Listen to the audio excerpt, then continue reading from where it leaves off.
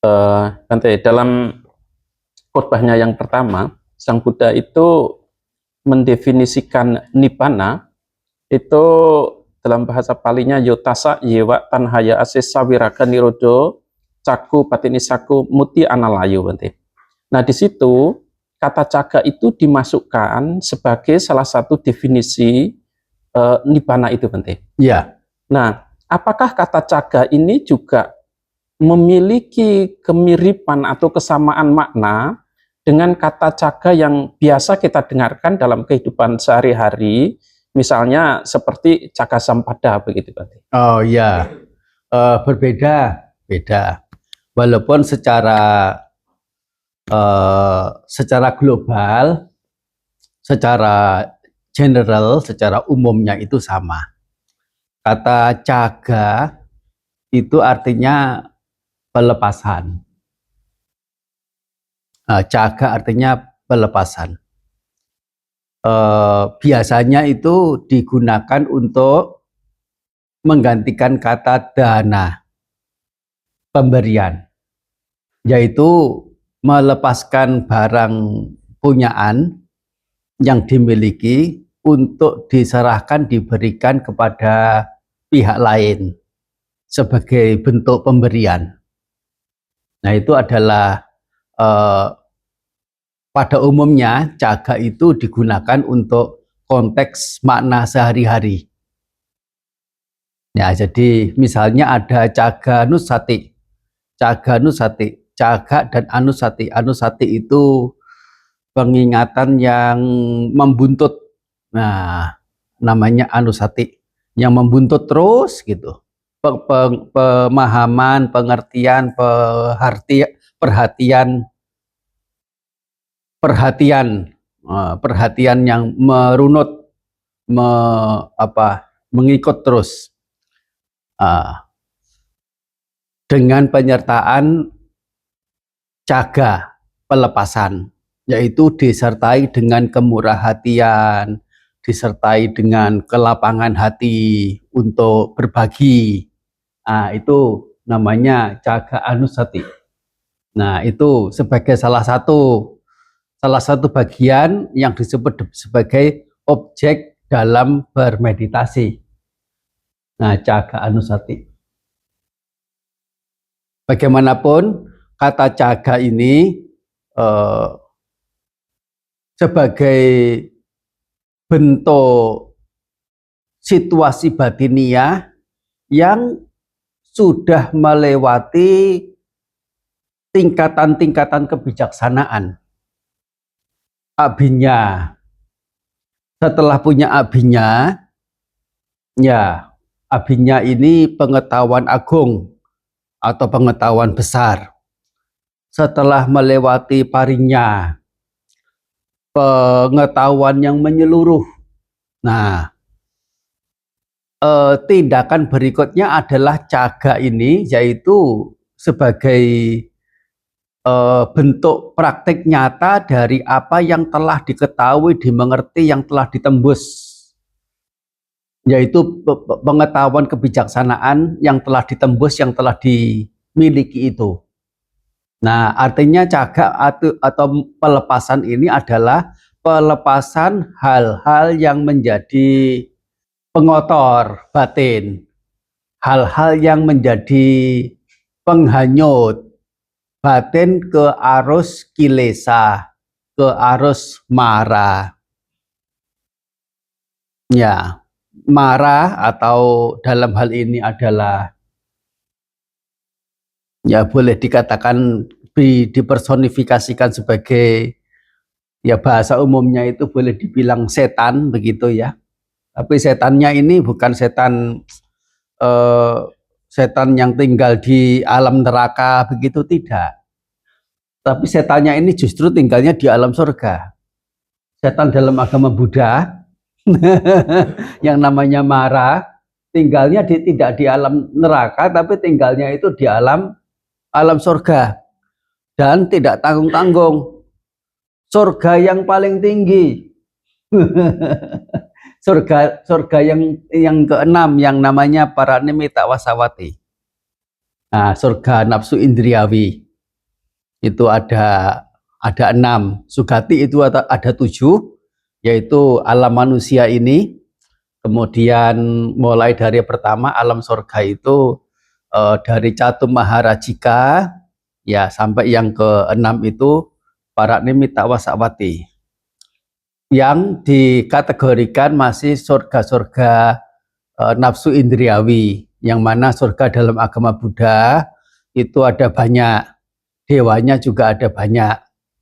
Nah, kalau yang lebih tinggi dari itu, dari surga para Nimitta Wasawati itu sudah surga yang beda kelas lagi, yaitu surga-surga yang dewa-dewanya itu sudah tidak lagi menyenangi hal-hal yang berupa kesenangan indriawi.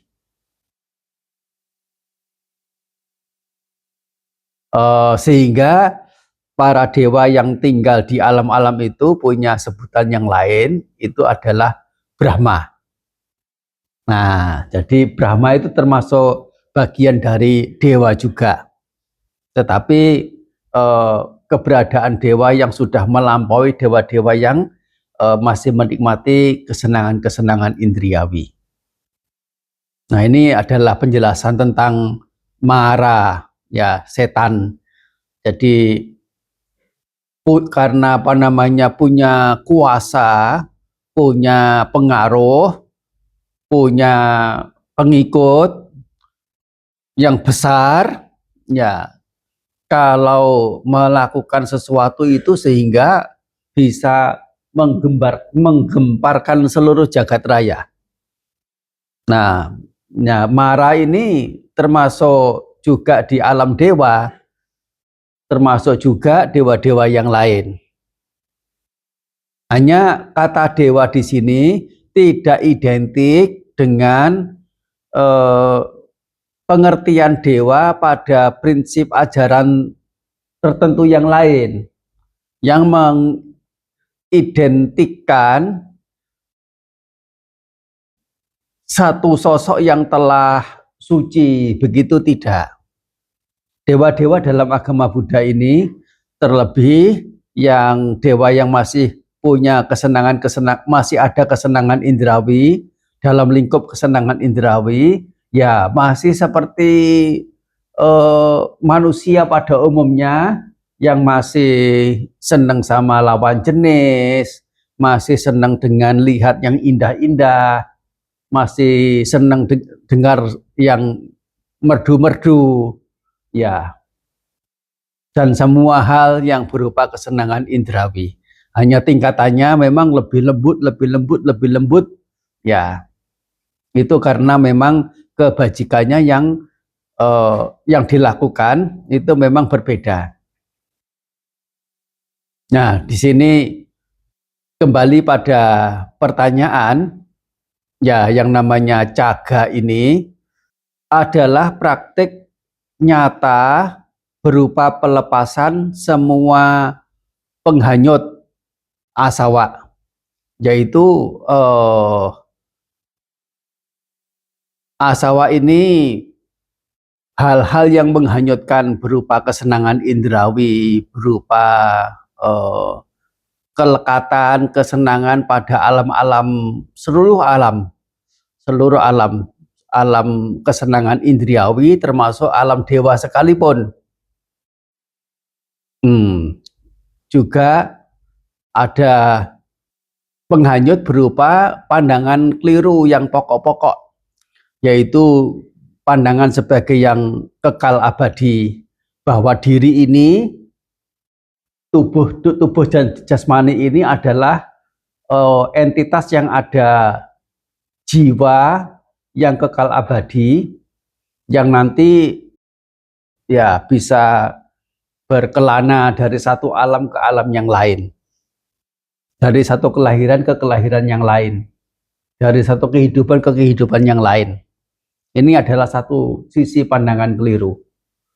Pandangan keliru yang sisi lainnya adalah menganggap bahwa segala yang ada itu muncul secara sekonyong-konyong, secara tiba-tiba, yaitu tanpa ada sebab yang dari dulunya itu sudah ada. Jadi yang namanya manusia ini ada, yaitu karena memang ada orang tua, ibu dan ayah,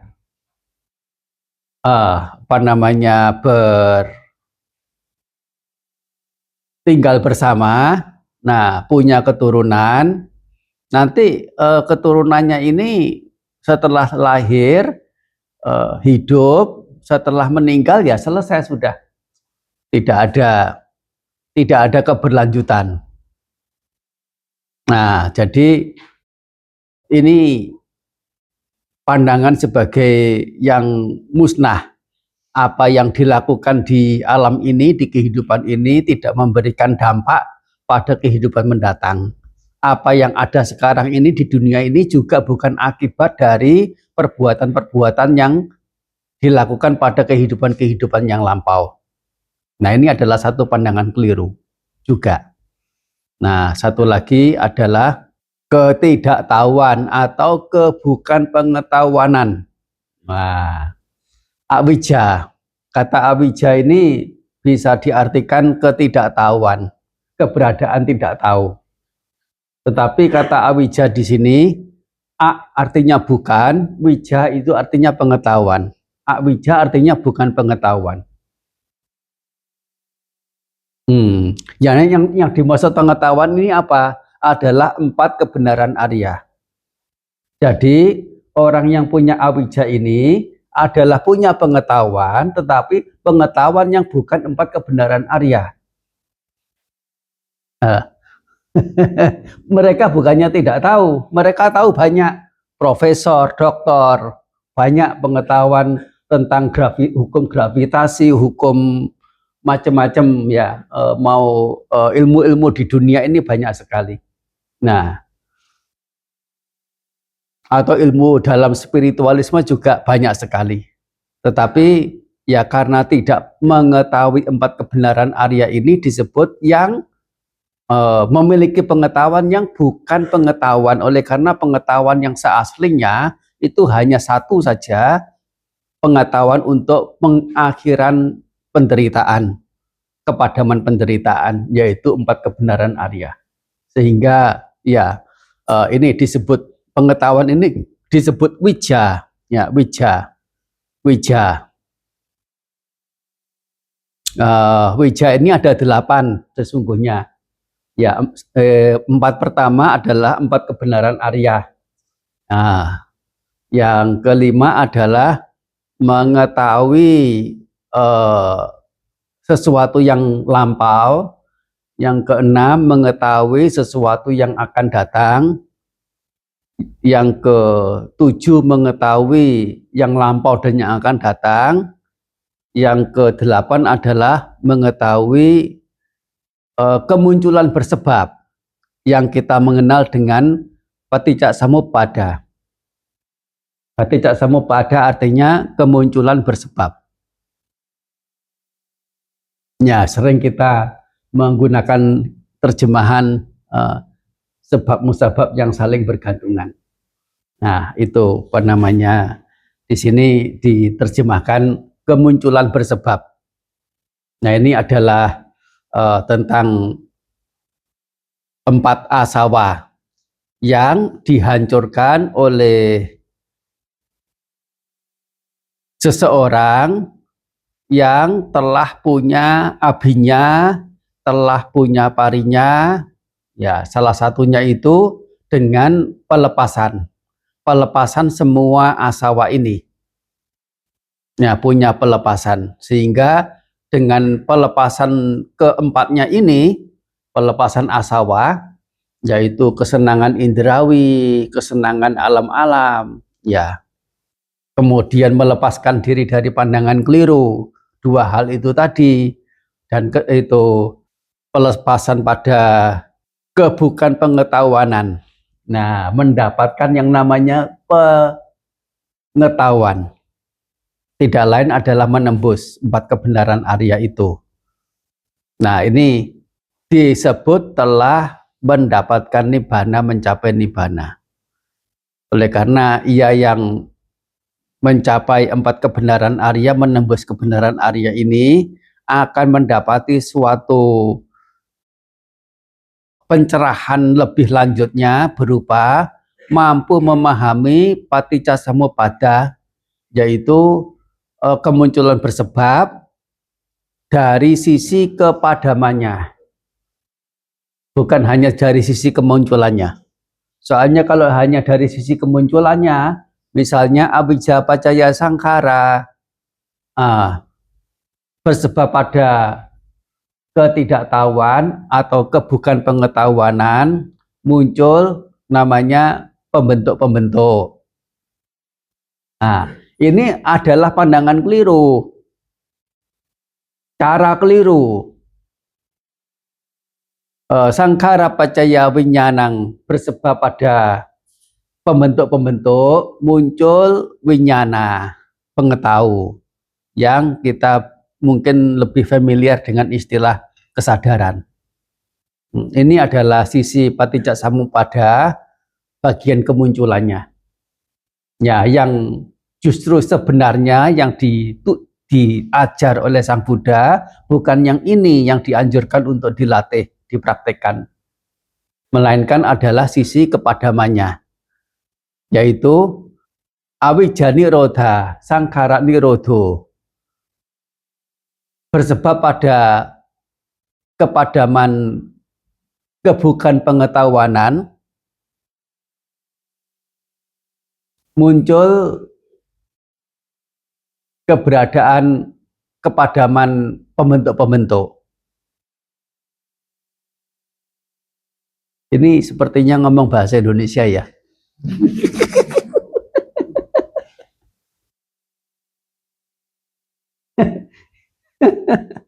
Tapi kok agak susah memahaminya ya.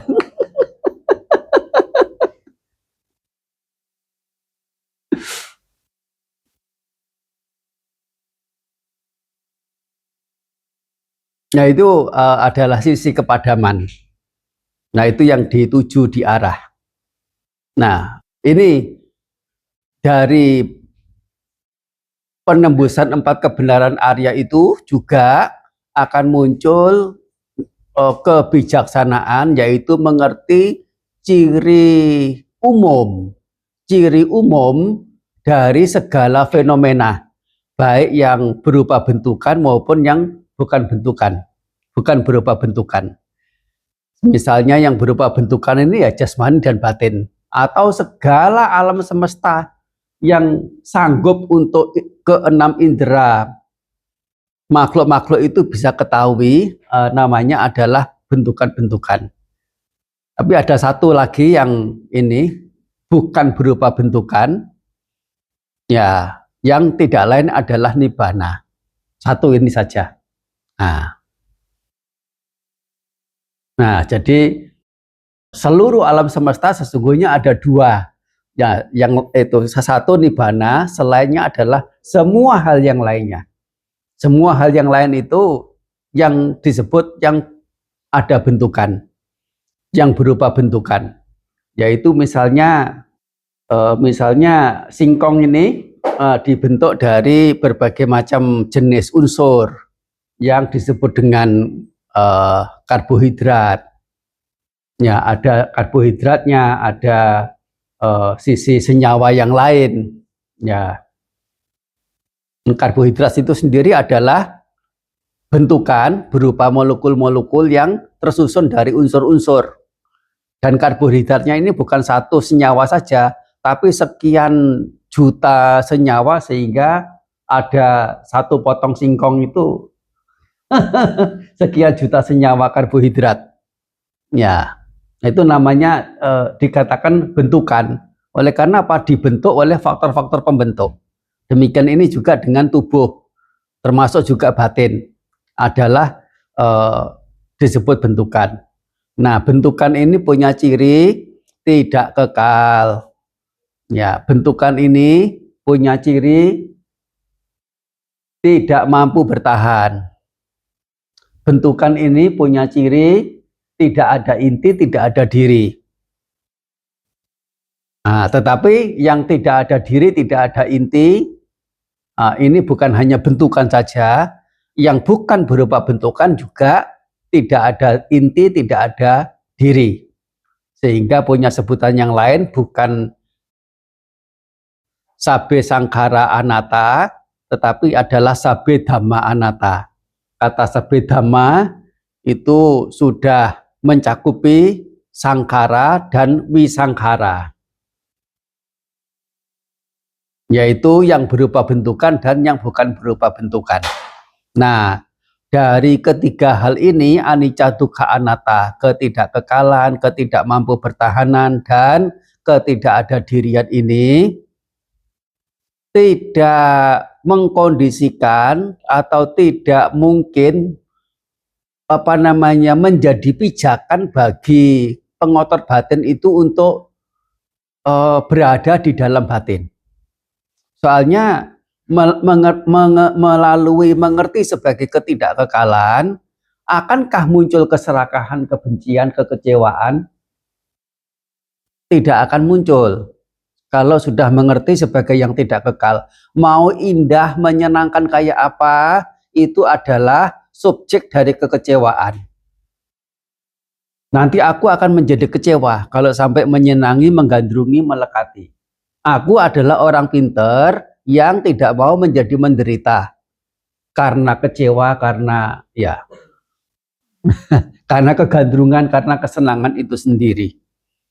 Sehingga orang yang bijaksana dalam artian punya pengertian pada ketidakkekalan ini, sehingga tidak mau menggandrungi, tidak mau melekati. Dan karena tidak mau menggandrungi, tidak mau melekati, nah serna asawa, serna penghanyutnya, itu yang disebut dengan kepadaman pengotor batin, kepadaman penghanyut, itu yang disebut dengan nibbana. Hancurnya pengotor batin yang didasari dengan kebijaksanaan yang bersifat hakiki. Yaitu melalui pengertian-pengertian sebagai yang tidak kekal, salah satunya, sebagai yang tidak mampu bertahan, yang kedua, dan sebagai yang tidak ada diri, tidak ada inti, anatta, anicca dukkha anatta, ya. Sebagai yang ya tiga hal itu, karena kalau seseorang itu mengetahui, kalau sesuatu itu dimengerti sebagai yang sesungguhnya kosong, semu, tidak berpemilik, di luar kuasa, sesuatu itu meskipun menyenangkan kayak apa, tapi sesungguhnya itu kosong, ya. Seperti misalnya menyenangi buih. Nah, buih itu yang kalau dicampuri warna, warnanya itu bisa macam-macam dalam satu buih itu, ada ungu, ada kuning, ada merah. Buihnya itu mungkin ada kilauan-kilauan warna yang beraneka juga. Tetapi karena itu buih, dalamnya kosong dan sifatnya hanya sementara, orang juga tidak akan mau menyenangi, melekati buih ini. Oleh karena ya sesungguhnya itu hanya penampakan luaran yang tampak warna-warni, tapi sesungguhnya adalah kekosongan. Itu nggak ada isinya apa-apa, isinya tidak ada apa-apa. Yaitu adalah mengerti sebagai yang kosong. Kalau memang itu kosong, apanya yang disenangi? Menyenangi apa? Kalau sesuatu yang disenangi itu adalah sesungguhnya yang kosong, yang sebetulnya tidak ada. Nah ini sehingga keberadaan pengetahuan semuanya itu menjadi dasar orang untuk punya pelepasan yang disebut dengan caga. Jadi kata caga ini sudah salah satu tingkatan batiniah yang tinggi, meliputi pemotongan, meliputi ketiadanodaan, meliputi kepadaman, termasuk juga batin nisaga. Batin nisaga ini ya sejenis cagak juga Patinisaga ini.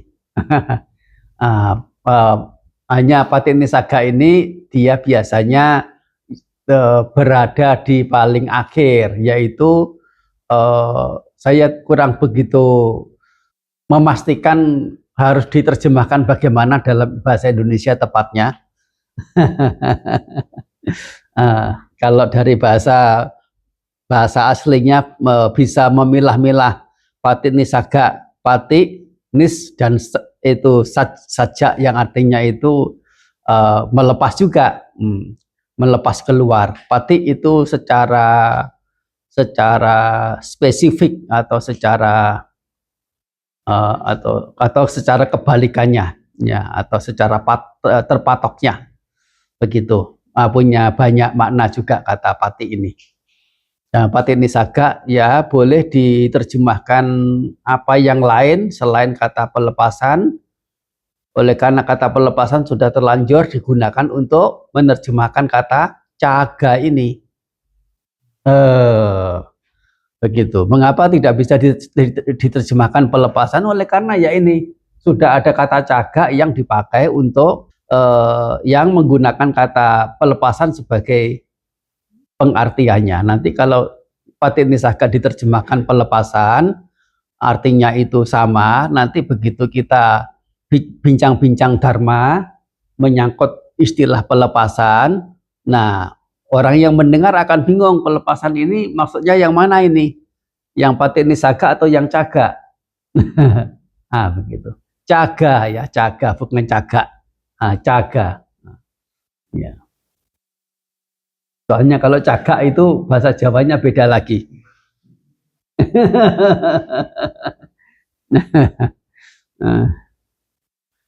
Anumodana ya, Ibu Bapak. Mestinya sudah bisa dipahami ya, dengan sedikit susah payah. Anumodana. Sabitiyo vivajantu